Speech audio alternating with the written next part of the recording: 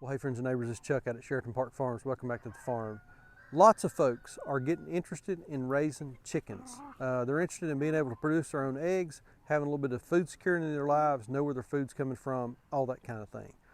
We got a big video for you today. We're going to talk all things chicken, kind of soup to nuts, beginning to end. We're going to start with those baby chicks, where you get them, how you care for them, all the way out to keeping chickens in your backyard, on your homestead, on your farm, collecting those eggs and being able to feed your family. So hang out with us for a while. We got a lot of information coming at you. Stick with us. Let's talk all things chickens. Okay, fresh baby chicks. So you've decided that you're going to take the plunge and get into chickens. First thing you need to decide is, what's the purpose in these birds? Are you raising chickens just for eggs? Are you raising chickens just for meat? Or are you looking for a dual purpose bird? One that'll give you eggs now, but that you can process for meat later on. And you're going to want to pay attention to the breed that you're buying whenever you're thinking about the purpose in your chicken. So understand the different breeds and the different purposes for the breeds and what they're best at. So for this video, we're primarily going to talk about egg chickens, and the principles for brooding chicks is the same whether it's meat chickens or whether it's egg chickens or whether it's a dual purpose bird. They're all basically the same. So let's go in, let's kind of show you the equipment that we've got for brooding the chicks. We'll talk about where to get them. We'll talk about some common health issues and just how to get your birds off to a good start. Because, you know, if you don't get your birds off to a good start, you're not going to have a good finish. So let's go in and check these babies out.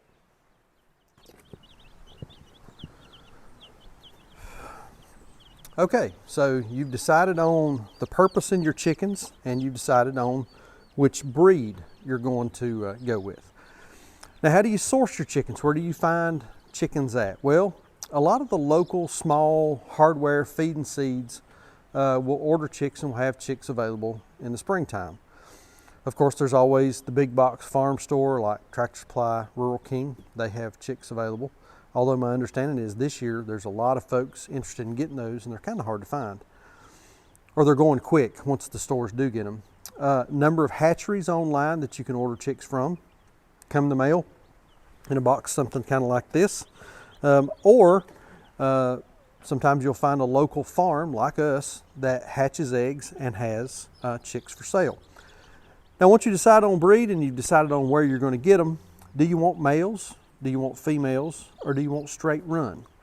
Here's the difference. If you are buying just for eggs, you're going to want to get females. A young juvenile chicken that's a female is called a pullet, and you have to have female chickens to have eggs. A young juvenile male chicken that grows up to be a rooster is called a cockerel. You do not have to have a rooster in order to have eggs unless you want those eggs fertilized. If you don't have a rooster, the hen's still going to lay eggs, they're just not going to be fertilized. And then also straight run. Sometimes Tractor Supply, Rural King, even the hatcheries will sell a deal if you're buying straight run. And what that means is you're going to get whatever they put in the box. It may be males, it may be females, it may be a mix of both. It's usually a mix of both. So if you order 10 straight run chickens and you're ordering for eggs and you get 10 cockerels, you're not going to be very happy. If you get 10 pullets, then boom, you're off and running. Usually it's going to be 5 and 5, 6 and 4, 7 and 3, one way or the other. But again, you can't be guaranteed that you're going to get all of one. It's going to be a mix. Now, once you get your chicks, you get them home, whether they come in the mail or you buy them at the store, you're going to need some equipment to get started with. The first thing that these chicks are going to need is a home or a brooder. This is a brooder. This is one that we built. I've got plans in the description down below if you want to build one like this. This is good for about 75 to 100 chicks for a couple of weeks. Some other things that you can use for a brooder. You don't have to have something fancy like this. You can use those drinkers, those livestock drinkers that they have the chicks in at the big box stores. Those work perfect. A large Rubbermaid tub, those work great. Even a cardboard box, something like a box that a refrigerator comes in, or a small, a smaller like a big Amazon box. Works fine. There's no reason. These chicks don't care. The first one that complains about what type of brew they're in, then we've got a trick chicken on our hands anyway. But you got to have a home, you got to have a space for these things. The next thing they're going to need is going to be light or heat, and we use these lamps. They've got a heat lamp in the bottom of them, or in the element for them. This is a little bit more heavy duty because of what we do around here. The brooder lamps that you get at the box stores or your local feed and seed, they're fine for small 1 or 2 batches a year. They're not designed to run all the time like these are. We'll run these will probably stay on for months now. But you got to have a heat source. There's some other heat devices that you can use for chicks, some things called an Ohio brooder, which is basically a heat plate elevated up off the floor of the brooder that the chicks can get under and warm. Those work fine. I don't have any experience with them, but I've talked to folks that do. They like them. You're going to have feed and water. Feeding systems, we use this. This is a 7-pound hanging feeder. There's a number of different styles of feeders that you can get. Get you a good quality chick starter. This is just a ground feed. We get this from our local feed supplier. Works out really good. Consider putting some grit in there, and grit is just small granulated rocks. That's all it is. The chicks will eat that as they need it, and it goes into their crop, and it helps to grind this feed up so that they can digest it. See, there's even still a little bit of a pellet in here. And so those chicks are going to need to grind that up in their crop so that they can digest it. They will take as much as they need. If they don't need it, they won't mess with it. They'll leave it alone. You're going to need a drinker. A number of different styles of drinkers that you can get. This is the one that we use. This is about a 3-gallon drinker. We fill it up. You can put some apple cider vinegar in it, just a little bit. That helps with digestion on the chick. Also helps with things like pasty butt and some of those types of chick diseases and chick problems that you may run into. Apple cider vinegar, it's good for a little bit of everything. We put gravel in the bottom of these. Reason that we do, this is a little bit of a deep well in here. So if a chick gets in there and they can't get out, they're going to drown. So we put rocks in there, and that gives the chicks something to stand on and helps them get out if they accidentally get down in the drinker. Now once you get your chicks home, you're going to want to just dip their beak in that water right there, show them where it is. They're going to get a little bit of drink, and then they're going to take off running, and they're going to be good to go. Something else that you're going to need is you're going to need some bedding or some wood shavings. Again, most of the feed and seed big box farm stores sell these. You might also check with your local sawmill or cabinet shop. Don't use black walnut. We use primarily pine. Now they come in the larger flake size, and they also come in just a smaller, more finely ground up salt. It's not really sawdust, it's just a finer shaving. We use a deep bedding method, works out really good. We put about 12 to 16 inches of wood chips and material in here. As the chicks poo on it, they scratch it up, it kind of works its way down, and it begins to compost. That's really good for a couple reasons. Later on, when you bring your chicks out, this can be some really good stuff to put on your garden, around your flowers, or you can put it, just out on your grass, and it helps your grass to grow. Another benefit from the composting action is that it creates a little bit of radiant heat coming up from underneath the chicks. That helps to keep them warm. So a couple of different benefits from having that. So got to have a brooder. Again, it can be anything that you can imagine. A heat source, feed, water, and bedding, and that'll help you get your chicks off to a good start. All right, so everybody's interested in raising chickens nowadays. So if you're not careful, this is what you're going to end up with. I think we've got about probably close to 200 laying hens here. But let's talk about these birds, how you care for them, males, females, feed, water, nesting boxes, housing, netting, protection. Let's talk about all that kind of stuff. The one thing I do want to say early on is keep in mind this is very scalable. While we're doing this for 200 chickens, you would do the same thing on a smaller scale if you're on a backyard with a small backyard flock with maybe 8 or 10, or if you're a homesteader, you're doing 25 or 30.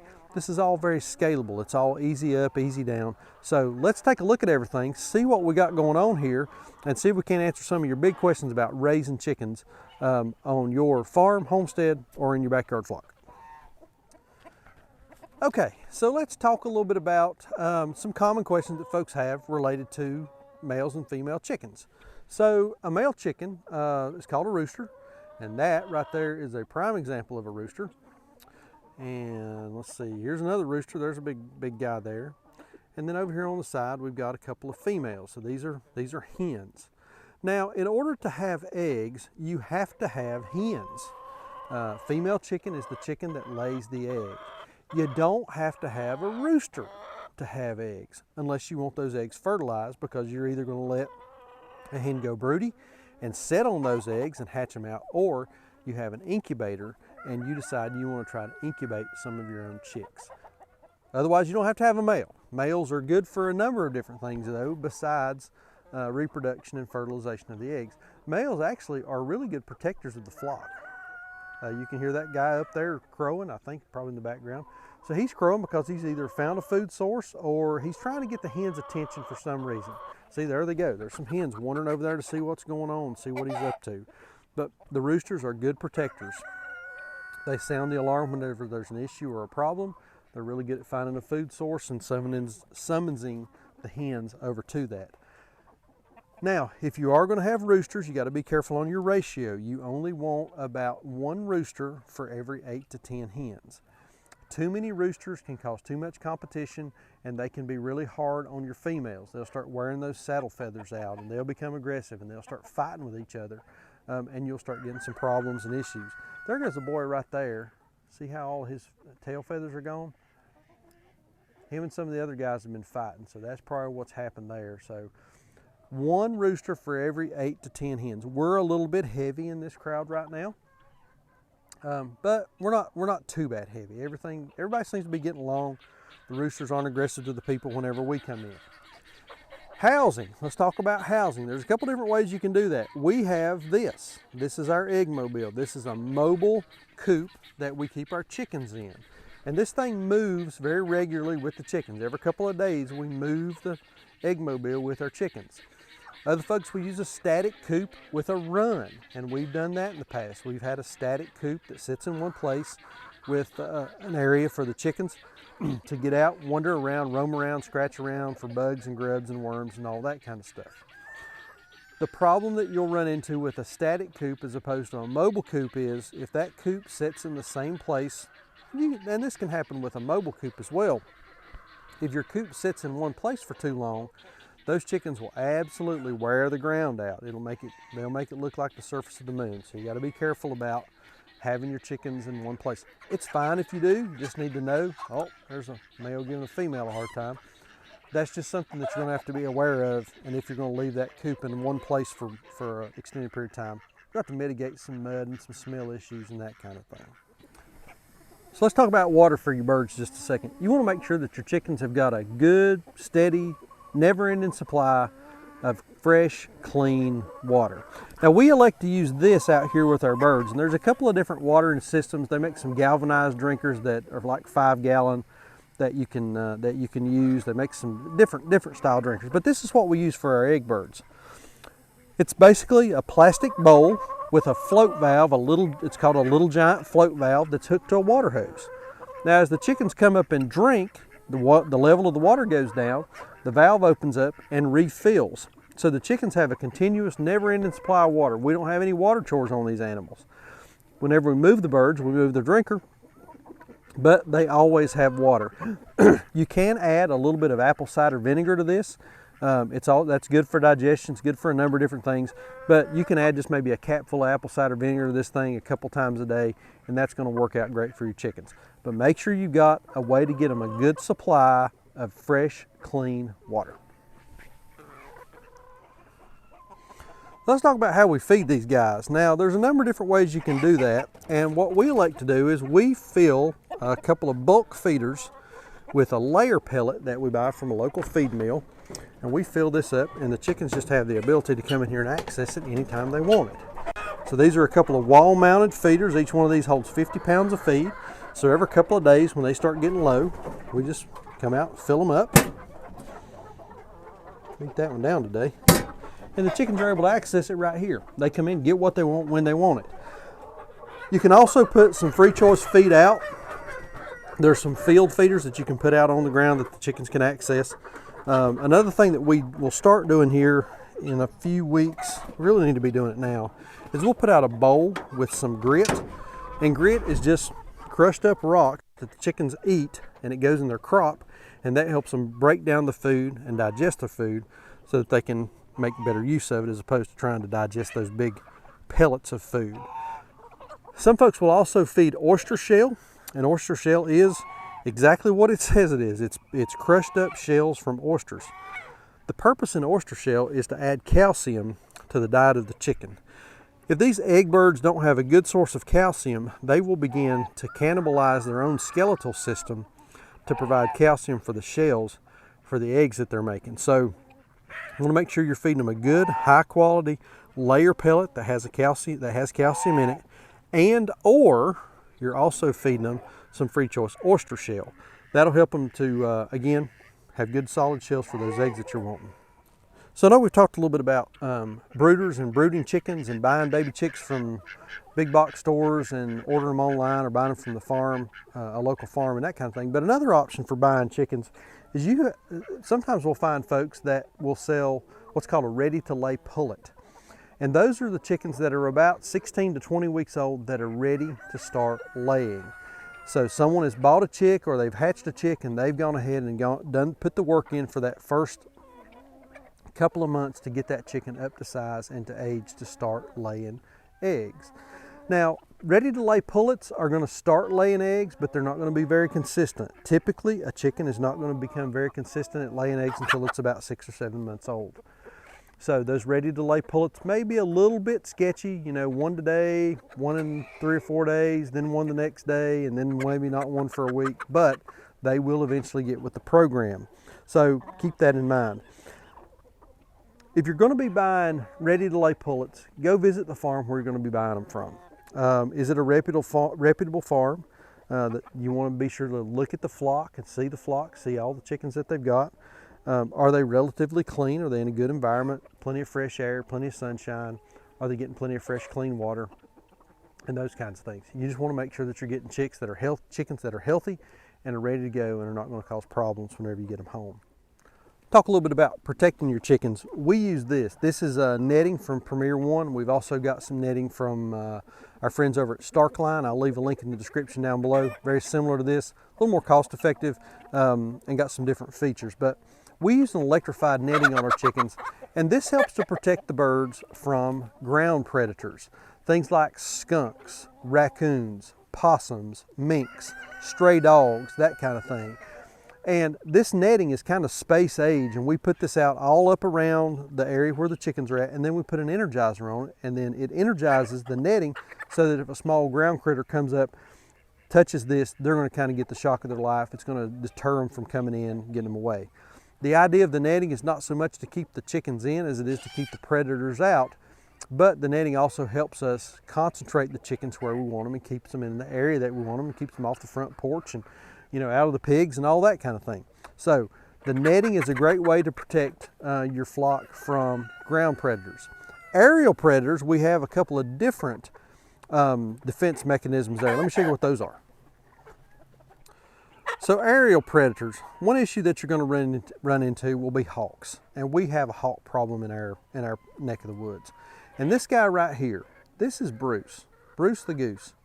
And Bruce hates everybody and everything except for the chickens. Bruce, if an aerial predator or even a crow comes flying over, Bruce is going to raise all kinds of stink and all kinds of fuss, and the chickens are going to run under the coop. So Bruce is our primary guardian. He's our guard goose that lives in with our chickens. Now, we've got a couple other guys over here that are also helpful in keeping predators run off. See if we can find them. Right there, our guineas. Those are the loudest critters on the face of God's earth. If anything pulls in the driveway, flies over, walks past, anything that they're not used to, those guineas are going to raise all kinds of fuss. So we keep a few guineas in. Guineas are also good guard animals. They're really more of an alarm mechanism than they are a guard animal. They're kind of ugly, but they work good. Came out yesterday, the guineas were raising all kinds of fuss. Looked up, sure enough, we had a hawk flying over. So something else that you're going to need for your egg chickens is a place for them to lay their eggs. Now we use these. These are old, recycled, galvanized metal nest boxes. Now we've got 4 of those things mounted in this mobile coop. Now the recommendation is that you need a nest box for every 4 or 5 chickens. You don't need a nest box for every single chicken, because what happens is these birds will decide that they really like the looks of one particular nest and a group of them will go in there and start laying. Chickens are also prone to lay an egg where another egg is. Now with the nest boxes, you want something that is kind of up off the floor. They really need to kind of jump up here. You want something that's soft. We buy these nesting pads. I think I get those on Amazon. I'll leave a link in the description down below for those. You want some nesting pads so that it's nice and soft in there. The eggs don't crack. The chickens need to feel like they've got a little bit of a private area that they can go in and take care of their business. And this sort of fits the bill. Now one thing that we've discovered is they also sometimes like to roost, and so we've got these roosting bars that's mounted on the front of our nesting boxes. So at night when we come in, we see a lot of chickens up here. Those are the only roosting bars we have. The majority of our chickens, they just sleep on the floor, and they do perfectly fine with it. It's not a big deal. If you want to keep your eggs nice and clean, one thing that we do is we close these nest boxes off at night so that the chickens can't get in there. Chickens are going to poo where they sleep. So if you keep them from getting in those nest boxes at night, you're going to end up with some nice, pretty, pristine, poo-free eggs. Nesting boxes. Something else on nesting boxes. It doesn't have to be a formal box that's made just for chickens to nest in. I've seen folks use buckets, milk crates, cardboard boxes. You can use daggone near anything for a chicken for a nest box. They just need to feel like they've got some privacy, have a soft bottom, and some place that they can get to. A little broody hen here, she's not very happy with us hanging around. So nest boxes can be about anything, but you do want to meet a couple of requirements, and that way you'll get plenty of eggs. Okay, there it is. That's sort of the beginning to end. Baby chicks, how we care for them in the brooder, feed, water, protection, heat, all the way out to the birds out on the pasture. And a lot of the principles are the same. Feed, water, protection, and that's something that you're going to have to manage for those chickens all through their lives. I hope this video has been helpful. A lot of information coming at you. But again, with folks getting interested, we want people to get off to a good start. We want you to be able to be successful in your venture on raising birds, whether you're keeping them for eggs, whether you're growing them for meat, whatever the case may be. We think more folks need to be mindful and supporting themselves and know where their food's coming from. So like we always say, please keep us in your prayers. May God bless you and your families, and we'll see you on the next video. Thanks.